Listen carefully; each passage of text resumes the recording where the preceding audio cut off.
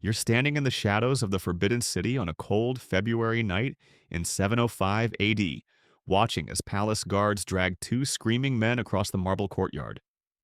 Their silk robes, once the finest in the empire, are now torn and bloodied. These aren't common criminals. These are the Zhang brothers, the most powerful men in China after the Empress herself. Just hours ago, they were lounging in golden chambers, their every whim catered to by an army of servants. Now they're about to pay the ultimate price for loving the wrong woman.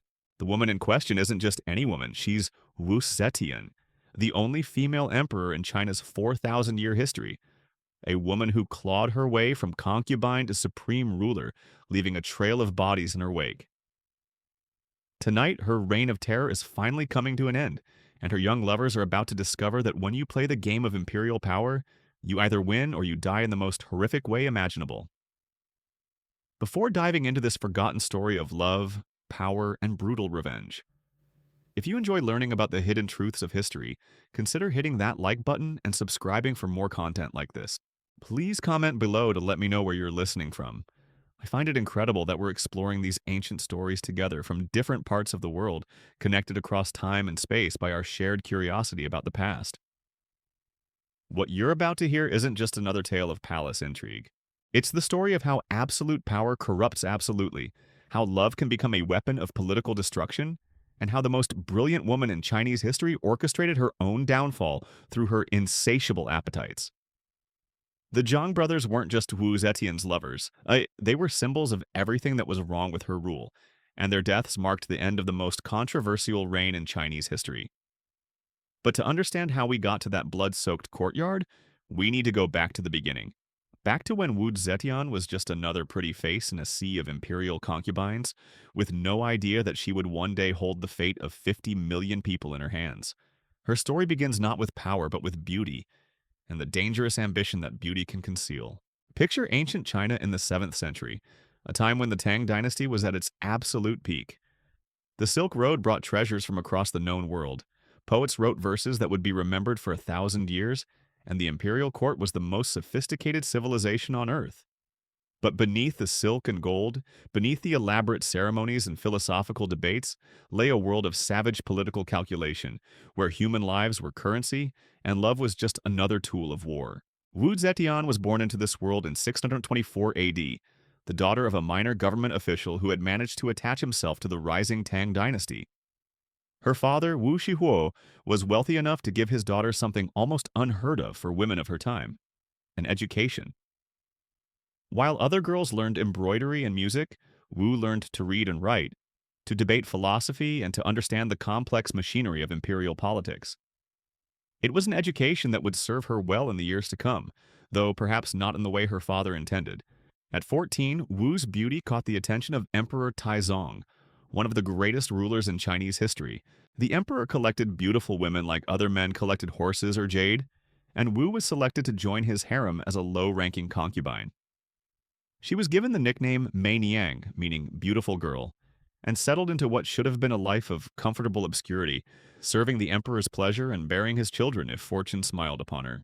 But Wu Zetian was never content with obscurity. While other concubines focused on catching the emperor's eye through beauty and charm, Wu studied the palace like a military strategist studying a battlefield. She learned which eunuchs controlled access to the emperor, which ministers held real power, and how information flowed through the labyrinthine corridors of the Forbidden City. Most importantly, she learned that in the imperial court, knowledge was power, and power was the only thing that mattered. Her opportunity came in the most unexpected way. Emperor Taizong had a son named Li Ji, who would later become Emperor Gaozong. Li Ji was everything his father wasn't: weak, indecisive, and desperately in need of someone to tell him what to do. When the young prince visited his father's harem, he found himself drawn to Wu Zetian, not just for her beauty, but for her intelligence and her ability to make him feel like the strong, decisive leader he wished he could be. What happened next was either the greatest love story in Chinese history or the most calculated seduction ever recorded. Wu Zetian and the future emperor began a secret affair that would have meant death for both of them if discovered.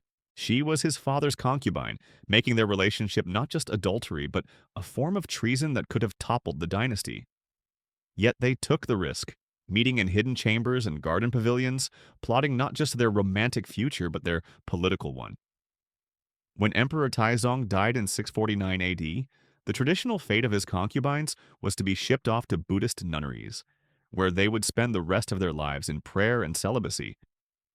Wu Zetian found herself in just such a convent, her head shaved, her silk robes replaced by rough hemp, seemingly destined for a life of forgotten piety. But she had planted seeds during her years in the palace, and those seeds were about to bear fruit. The new Emperor Gaozong, despite having an empress and numerous other concubines, couldn't forget the intelligent, beautiful woman who had made him feel like a true emperor. Within a year of his father's death, he had Wu Zetian brought back to the palace, officially as a concubine, but in reality as his closest advisor and most trusted confidant. The other women in the harem watched in horror as this supposedly holy nun began to accumulate power at an unprecedented rate. Wu Zetian's return to the palace marked the beginning of one of the most ruthless campaigns for power in human history. She didn't just want to be a favored concubine, she wanted to be Empress. But standing in her way was Empress Wang, a woman from one of China's most powerful families, who had been chosen for her political connections rather than her personal charms. Wang was everything Wu Zetian wasn't. Well-connected, traditional, and completely unprepared for the war that was about to engulf her. The battle between Wu Zetian and Empress Wang played out in the shadows of the imperial court, a deadly game of chess where the pieces were human lives and the stakes were absolute power. Wu used every weapon at her disposal, her intelligence, her beauty, her intimate knowledge of the emperor's weaknesses, and most importantly, her complete willingness to do whatever it took to win. She cultivated allies among the palace eunuchs, gathered intelligence on her enemies, and slowly, methodically, began to destroy everyone who stood in her way. The turning point came in 654 AD when Wu Zetian gave birth to a daughter. The baby girl should have been a source of joy, a symbol of the love between Wu and the emperor. Instead, she became the instrument of Wu's ultimate victory. According to the court historians, Wu Zetian suffocated her own infant daughter, and then blamed the death on Empress Wang, claiming that the empress had killed the baby out of jealousy. Whether this story is true or not, and many modern historians doubt it, the accusation served Wu's purposes perfectly. Emperor Gaozong, already infatuated with Wu and growing tired of his cold, politically minded empress, was ready to believe the worst about Wang. The emperor's mother and most of his advisors tried to warn him that Wu was dangerous, that she was manipulating him, that destroying an empress from such a powerful family would destabilize the entire empire. But love, or whatever it was that Wu had made the emperor feel, proved stronger than political wisdom. In 655 AD, Empress Wang was stripped of her titles and thrown into a distant part of the palace to await her fate. Wu Zetian was elevated to take her place, becoming the new Empress of China. But Wu's revenge was far from complete. She couldn't risk leaving her enemies alive to plot against her, so she ordered the execution of both Empress Wang and the pure concubine Xiao, another rival who had opposed her rise to power. The method of execution.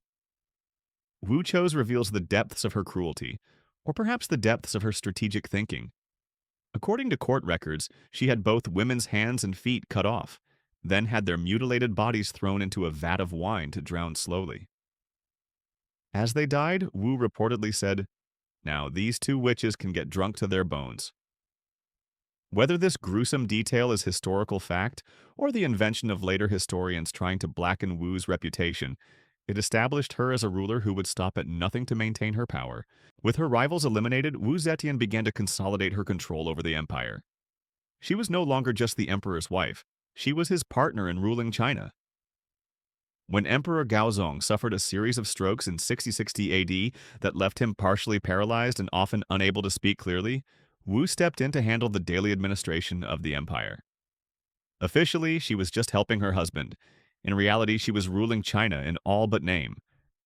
For the next 23 years, Wu Zetian would be the real power behind the throne.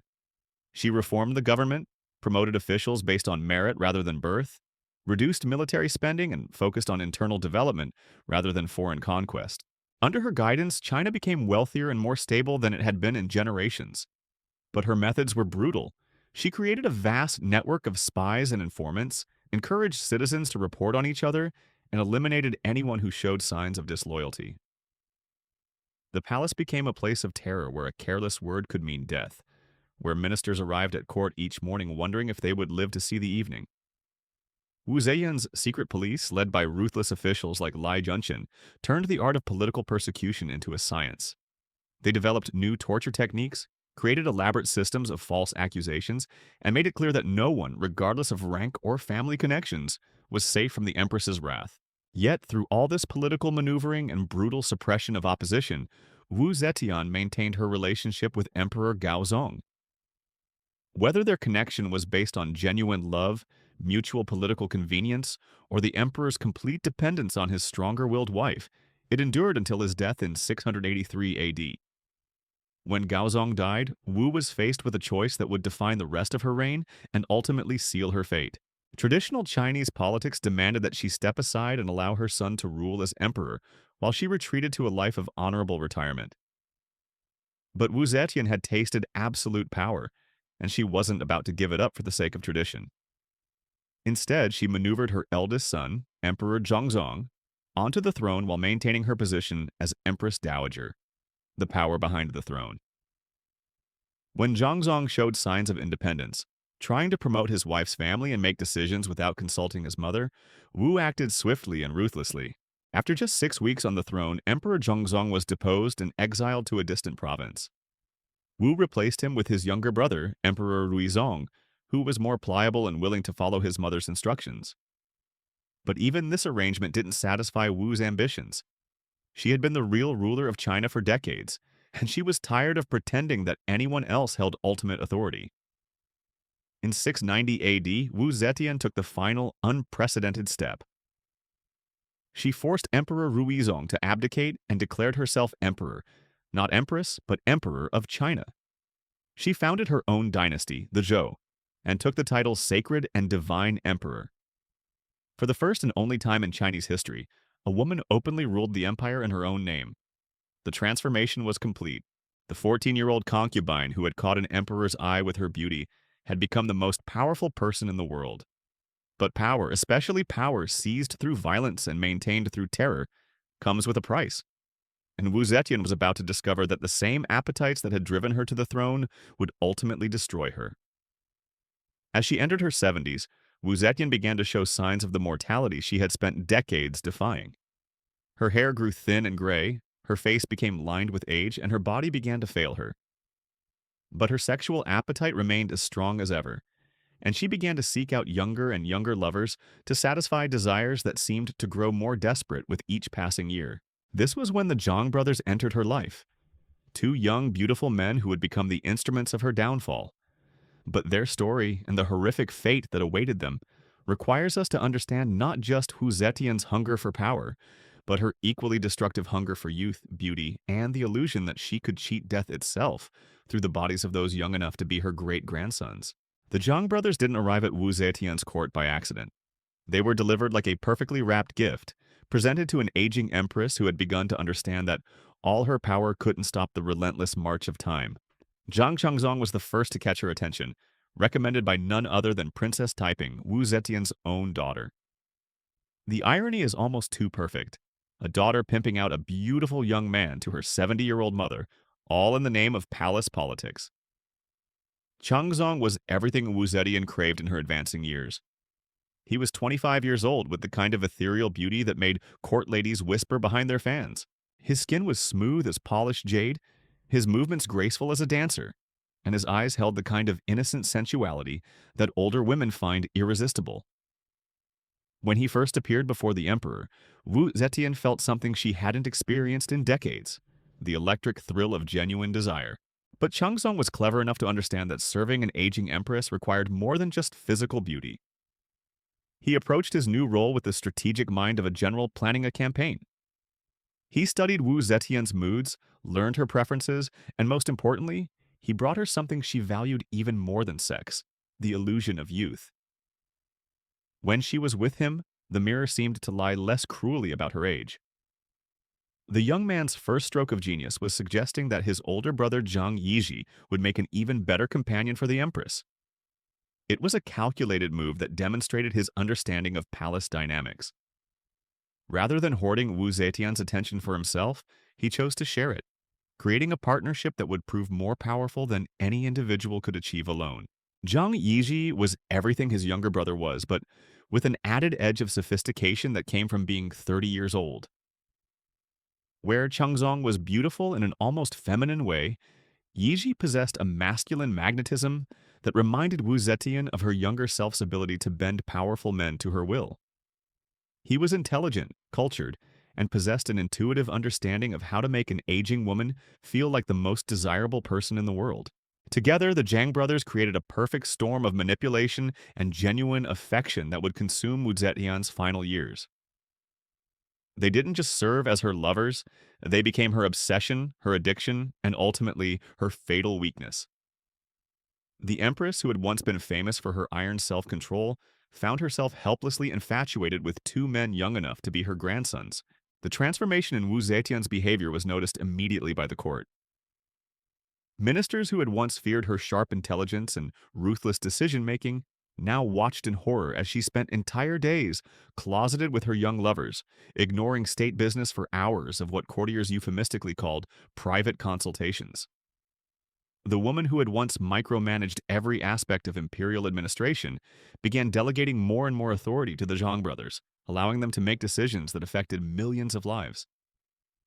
But the brothers were smart enough to understand that their power came with enormous risks. They had studied the fate of Wu Zetian's previous lovers, particularly the monk Huaiyi, who had been beaten to death when his arrogance finally exceeded his usefulness. They knew that their position depended entirely on maintaining the Empress's infatuation while avoiding the kind of political overreach that had destroyed their predecessors. Their strategy was brilliant in its simplicity. Instead of trying to become independent power players, they positioned themselves as Wu Zetian's most loyal servants and trusted advisors. They flattered her intelligence, praised her political acumen, and made themselves indispensable not just as lovers, but as the only people who truly understood her greatness. They created an intimate bubble around the Empress that gradually excluded everyone else from her inner circle. The Zhang brothers' rise to power was meteoric and unprecedented. Within months of their arrival at court, they had been promoted to high-ranking positions in the imperial administration. Zhang Yiji became deputy minister of military supplies, while Zhang Changzong was given control over various palace departments. Their mother was elevated to the rank of Grand Lady, and even their extended family began receiving titles and positions that would have been unthinkable for men of their modest origins. More disturbing to the traditional court hierarchy was the way the brothers began to present themselves. They wore makeup and elaborate hairstyles that blurred the lines between masculine and feminine beauty. They dressed in silks and jewels that rivaled those of the Empress herself, and they moved through the palace with the confidence of men who knew they were untouchable. Courtiers who had once ignored them now bowed deeply when they passed, addressing them by affectionate nicknames: Wuleng for Zhang Yiji and Liuleng for Zhang Changzong. The sight of these painted, perfumed young men wielding imperial authority was deeply unsettling to the conservative elements of the court. If Wu Zetian had been a male emperor taking young female concubines, no one would have thought twice about it. But the image of an elderly female ruler being sexually manipulated by men young enough to be her descendants struck at the very foundations of Confucian social order. The brothers' influence extended far beyond their official positions. They began to function as gatekeepers to the Empress, controlling who could see her and when. Ministers who had previously enjoyed direct access to Wu Zetian found themselves having to negotiate with the Zhang brothers first, often offering bribes and favors just to secure an audience. The brothers used this power to build their own network of supporters and clients, creating a shadow government that operated parallel to the official imperial administration. As Wu Zetian's obsession with her young lovers deepened, she began to lose touch with the political realities that had once made her such an effective ruler. She became increasingly paranoid about potential threats to her relationship with the brothers, interpreting any criticism of them as personal attacks on her judgment. When ministers raised concerns about the brothers' growing influence, she responded with the same brutal efficiency she had once used against political enemies. The Empress's relationship with her sons became increasingly strained as they watched their mother's dignity being destroyed by her infatuation with men barely older than they were. Crown Prince Li Qian, who had been patiently waiting for his mother to step aside and allow him to rule, began to understand that Wu Zetian had no intention of giving up power voluntarily. Her obsession with the Zhang brothers had given her a new reason to cling to the throne.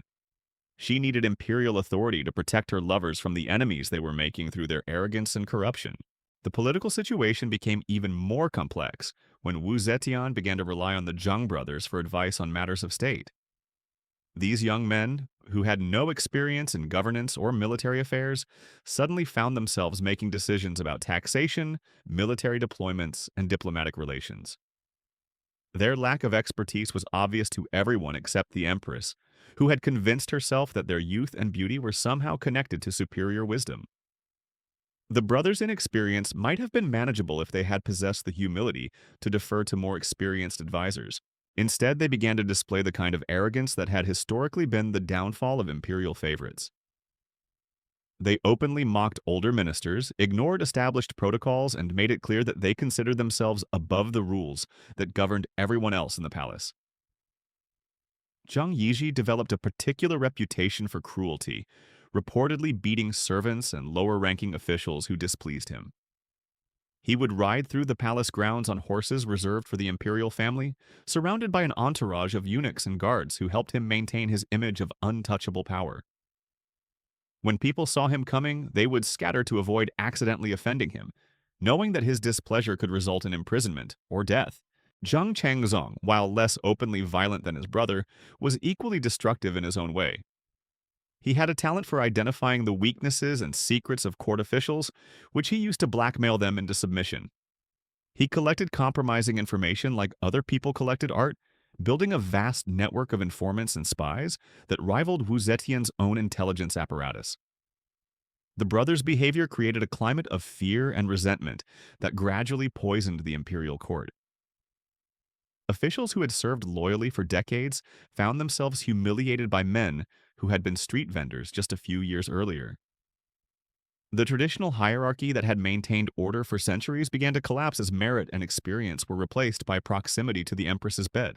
But perhaps the most dangerous aspect of the Zhang brothers' rise was how it exposed Wu Zetian's own vulnerability. The Empress, who had once been famous for her political cunning and ruthless efficiency, was now making decisions based on emotion rather than logic. She promoted the brothers' supporters regardless of their qualifications, punished their enemies without regard for their loyalty to the dynasty, and gradually alienated the very people she needed to maintain her power. By 704 AD, Wu Zetian was 79 years old and beginning to show signs of serious illness. The woman who had once possessed seemingly unlimited energy now suffered from frequent fatigue, digestive problems, and periods of confusion that left her unable to handle complex political matters. In her weakened state, she became even more dependent on the Zhang brothers, allowing them to handle increasingly important aspects of imperial administration. The brothers seized this opportunity to consolidate their power further. They began to restrict access to the Empress, claiming that her health required absolute quiet and rest. In reality, they were using her illness to eliminate their enemies and reward their supporters without interference. They issued orders in her name, made appointments to high offices, and began to behave as if they were the true rulers of China. This was the moment when Wu Zetian's enemies finally saw their chance. The Empress who had once seemed invincible was now isolated, ill, and completely dependent on two young men who had no legitimate claim to power.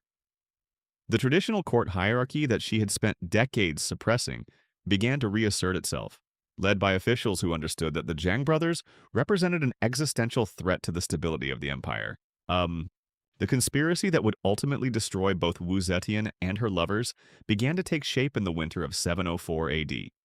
It was led by Zhang Jianji, a veteran minister who had served the dynasty faithfully for decades, and watched in horror as the empire was gradually consumed by the Empress's sexual obsession. Joining him were other respected officials who understood that removing the Zhang brothers would require removing Wu Zetian herself. The conspirators faced a delicate challenge. They needed to eliminate the Zhang brothers without appearing to rebel against the Empress, who was still revered by many as the legitimate ruler of China. Their solution was to frame their actions as a rescue mission. They would save Wu Zetian from the evil influence of her manipulative lovers and restore her to her rightful place as a wise and benevolent ruler. As winter turned to spring in 705 AD, the conspirators began to put their plan into action. They carefully cultivated support among the palace guards, the eunuch hierarchy, and even some of Wu Zetian's own family members. They spread rumors about the Zhang brothers' corruption and disloyalty, painting them as foreign agents who were using the Empress's weakness to destroy the empire from within. The stage was set for the final confrontation that would end Wu Zetian's reign and seal the fate of her young lovers. The Zhang brothers, drunk on their own power and convinced of their invincibility, had no idea that their enemies were closing in. They continued to behave as if they were the true rulers of China, making decisions that would affect millions of lives while completely ignoring the growing storm of resentment that surrounded them.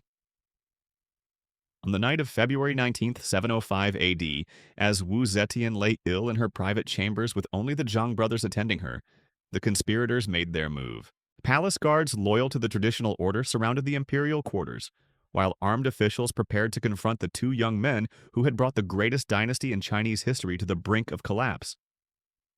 The Zhang brothers were about to discover that in the deadly game of imperial politics, youth and beauty were no match for experience and ruthless determination. Their reign of terror was about to end in the most brutal way imaginable, and with it, the extraordinary life of the woman who had loved them too much to see the danger they represented. What the Zhang brothers didn't understand, what their youth and arrogance had blinded them to, was that they had become symbols of everything wrong with Wu Zetian's rule. The same courtiers who had once trembled before the Empress's intelligence and political acumen now watched in disgust as she allowed herself to be manipulated by two perfumed boys who painted their faces like courtesans and made decisions that affected the fate of an empire. The conspiracy against them had been building for months, but it crystallized on a cold February evening when Wu Zetian suffered what appeared to be a serious illness. The Empress, who had once been famous for her iron constitution and tireless energy, was now confined to her bed, weak and disoriented. The Zhang brothers immediately seized control of the situation, announcing that the Empress was too ill to see anyone except them. They posted guards at her door, turned away ministers who had served the dynasty for decades, and began issuing orders in her name. To the outside world, it looked like a coup in everything but name. The Zhang brothers were effectively ruling China, while the Empress lay helpless in her chambers. But what made the situation even more dangerous was the growing suspicion that they were planning something far more ambitious than mere influence over a sick old woman. Whispers began to circulate that the brothers were preparing to eliminate Wu Zetian entirely and establish themselves as the new rulers of China. Zhang Jianji, the veteran minister who had watched Wu Zetian's rise from concubine to empress, understood that the moment had finally arrived. The Empress, who had once seemed invincible, was now vulnerable, isolated, and completely dependent on two young men who had no legitimate claim to power. More importantly, her obvious infatuation with them had finally given her enemies the weapon they needed to destroy her. The conspiracy that Jianzhi assembled was a masterpiece of political calculation. He recruited Kui Xuanwei, a brilliant administrator who had grown disgusted with the Zhang brothers' corruption. He brought in Jing Hui, a military commander who understood that the army would never accept rule by perfumed courtiers. He secured the support of Huan Yanfan and Yuan Shuji, two officials who had been humiliated by the brothers' arrogance and were hungry for revenge. But the most crucial recruit was Crown Prince Li Xian, Wu Zetian's own son, who had been waiting for decades to claim his rightful place on the throne. Li Xian had watched his mother's reign with a mixture of admiration and horror. Admiration for her political skills and horror at the methods she used to maintain power. Now, seeing her reduced to a lovesick old woman manipulated by two opportunistic young men, he finally agreed to participate in her removal. The conspirators faced a delicate challenge. They couldn't simply assassinate Wu Zetian, who was still revered by many as the legitimate ruler of China. Instead, they needed to frame their actions as a rescue mission. They would save the Empress from the evil influence of her manipulative lovers and restore proper order to the empire. The Zhang brothers would be portrayed as foreign agents who had seduced a vulnerable old woman to gain control of the government. As the conspiracy took shape, the Zhang brothers continued to behave as if they were untouchable. They had grown so accustomed to power that they couldn't conceive of anyone challenging them. Zhang Yiji spent his days issuing orders to ministers who had served the empire for decades, while Zhang Changzong amused himself by humiliating court officials who had once been among the most respected men in China. Their arrogance was breathtaking in its scope. They would arrive at court meetings wearing jewelry that rivaled the Empress's own, their faces painted with cosmetics that made them look like expensive courtesans.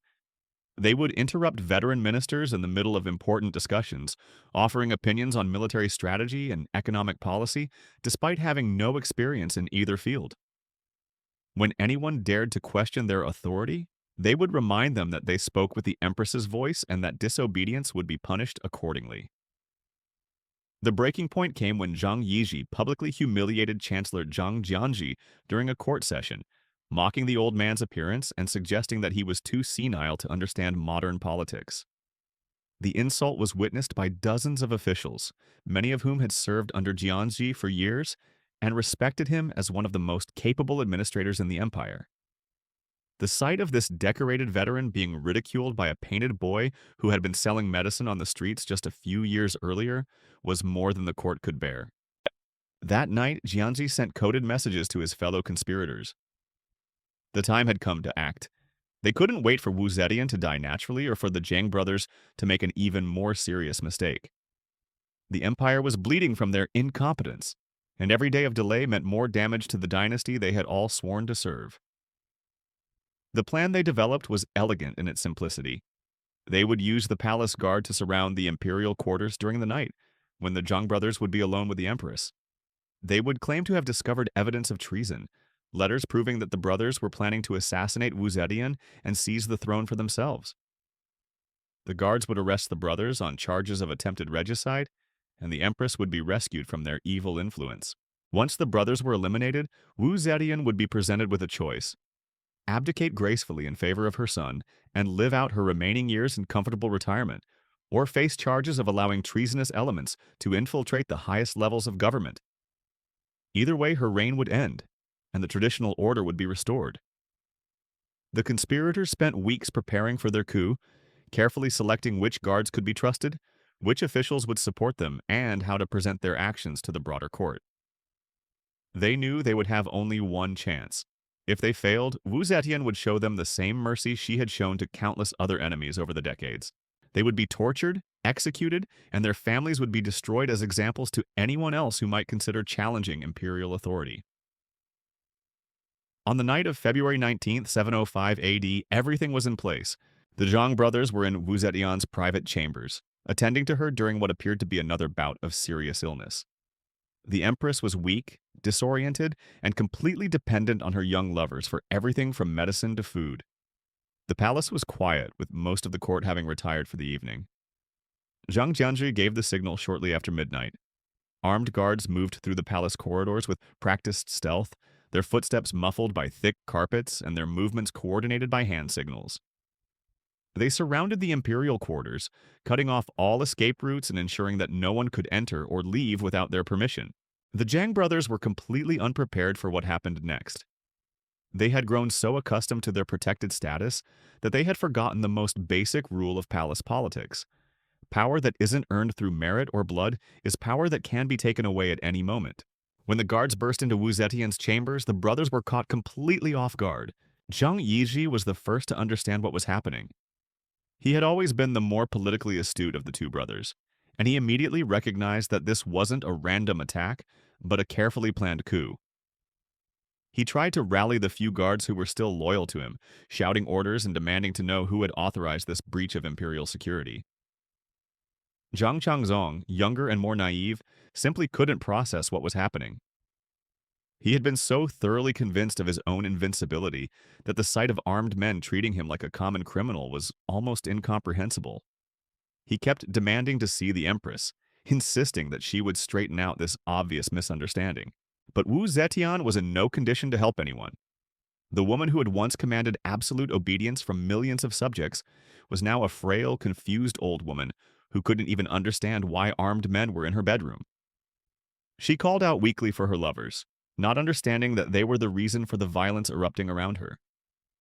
The guards showed no mercy to the Zhang brothers. These men had watched for years as two perfumed boys humiliated their officers, corrupted their government, and reduced their empress to a laughingstock. Now they had official permission to treat the brothers as the enemies of the state. They had always believed them to be. Zhang Yiji was dragged from the chamber first, his silk robes torn and his carefully arranged hair disheveled. He continued to shout threats and promises, insisting that the Empress would have everyone involved in this outrage executed. But his voice carried less conviction with each passing moment as the reality of his situation became clear. Zhang Changzong was pulled from Wu Zetian's bedside, where he had been trying to comfort her during the chaos. His youth and beauty, which had been his greatest assets, now seemed to mock him as he was manhandled by soldiers who had no respect for his painted face and perfumed body. The brothers were dragged through the palace corridors they had once strutted through as masters of the empire. Servants and minor officials who had been forced to bow to them now watched their humiliation with unconcealed satisfaction. The Zhang brothers were learning what Wu Zetian herself had always known. That power built on personal relationships rather than institutional authority was inherently fragile. Zhang Jianzi appeared as the brothers were being restrained, his face showing the grim satisfaction of a man who had finally achieved justice after years of frustration. He looked at the two young men who had brought the empire to the brink of chaos and felt no sympathy for their obvious terror. Zhang Yiji and Zhang Changzong, he announced formally, you are charged with treason against the imperial throne, corruption of government officials, and conspiracy to harm the sacred person of the Empress. The evidence of your crimes has been presented to the court, and you have been found guilty. The brothers tried to protest, to demand trials to invoke Wu Zetian's protection. But Jianzi had prepared for their objections. He produced documents that appeared to show the brothers planning to poison the Empress and seize control of the government. Whether these documents were genuine or fabricated didn't matter. They provided the legal justification for what was about to happen. The execution was swift and brutal.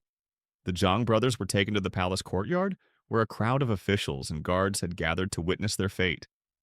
These men who had once cowered before the brothers' authority now watched with savage satisfaction as imperial justice was finally served. Zhang Yiji was the first to die. He was forced to his knees on the cold stone, his hands bound behind his back. The executioner's sword fell with practiced precision, severing his head from his body in a single clean stroke. His carefully painted face, which had once been kissed by the most powerful woman in the world, was now frozen in an expression of shock and terror. Zhang Changzong watched his brother's execution with the kind of horror that only comes from seeing your own fate played out before your eyes. When his turn came, he had lost all composure, begging for mercy and promising to confess to any crimes the conspirators wanted to hear about. But there was no mercy to be found in that courtyard, only the cold justice of men who had waited years for this moment. The younger brother's head joined his siblings in the executioner's basket, and their bodies were left bleeding on the palace stones as a warning to anyone else who might think to manipulate imperial authority for personal gain. The Zhang brothers, who had risen from street vendors to the heights of power through their ability to satisfy an old woman's desires, had fallen just as quickly when those desires were no longer enough to protect them. Their severed heads were displayed on the palace gates, a grisly reminder that even the most favored of imperial lovers were ultimately expendable. The faces that had once been painted with cosmetics to enhance their beauty were now slack and lifeless, their eyes staring sightlessly at the empire they had briefly helped to rule. But the death of the Zhang brothers was only the beginning of the night's drama. With her lovers dead and her protectors gone, Wu Zetian herself was now at the mercy of the conspirators who had orchestrated their destruction. The woman who had clawed her way from concubine to empress was about to discover that absolute power, no matter how long held, could disappear in a single night of violence and betrayal. Wu Zetian's reaction to the news of her lovers' deaths was perhaps the most heartbreaking moment in a reign built on calculated cruelty. When Zhang Jianji entered her chambers to inform her that the Zhang brothers had been executed as traitors, the empress who had once ordered the deaths of thousands without blinking finally broke. She let out a wail that echoed through the palace corridors, not the scream of an angry ruler whose authority had been challenged, but the cry of an old woman who had just lost the only people who still made her feel human. The conspirators had expected defiance, threats, perhaps even an attempt to rally her remaining supporters. Instead, they found themselves confronting a broken, confused elderly woman who kept asking when her boys would be returning from their duties. The sight was so pitiful that even Zhang Jianji, who had spent years planning this moment, felt a flicker of sympathy for the woman he was deposing. But sympathy couldn't change the political reality. Wu Zetian's reign had become unsustainable the moment she allowed her personal desires to override her political judgment. The empire that had once feared her intelligence and respected her strength now saw only weakness and the dangerous unpredictability of a ruler who had lost touch with reality. The conspirators presented her with the same choice they had always planned to offer: abdicate gracefully or face the consequences of her failures as a leader. On February 21st, 705 AD, just 2 days after her lover's execution, Wu Zetian formally abdicated the throne. She was allowed to keep the title of emperor as an empty honor, but real power was transferred to her son, who became Emperor Zhang for the second time. The woman who had ruled China for 45 years was quietly moved to a secondary palace, where she would spend her final months under what amounted to house arrest. The speed of her fall was breathtaking. In less than a week, Wu Zetian had gone from being the most powerful person in the world to a forgotten old woman living on the charity of her enemies. The empire she had built through decades of careful planning and ruthless execution was dismantled with surgical precision, as if her reign had been nothing more than an elaborate performance that had finally reached its conclusion. Wu Zetian died on December 16th, 705 AD, less than 10 months after the Zhang brothers' execution. Her final months were marked by declining health and what witnesses described as periods of profound melancholy. She would often be found staring out the windows of her prison palace as if waiting for visitors who would never come. The woman who had once commanded the attention of 50 million subjects died largely alone, attended only by a handful of servants who remembered her glory days. Her death marked the end of the most controversial reign in Chinese history. The Tang dynasty was restored, the Zhou dynasty she had founded was officially erased from the records, and the traditional order that she had spent decades challenging reasserted itself with a vengeance. It was as if the empire was trying to forget that a woman had ever dared to rule it as emperor. But perhaps the most telling detail of Wu Zetian's legacy is her tombstone. When the massive stone monument was erected at her burial site, it was left completely blank. No inscription, no list of achievements, no record of her 45 years of rule. Some historians claim this was intended as an insult, a way of denying her accomplishments and casting shame on her memory.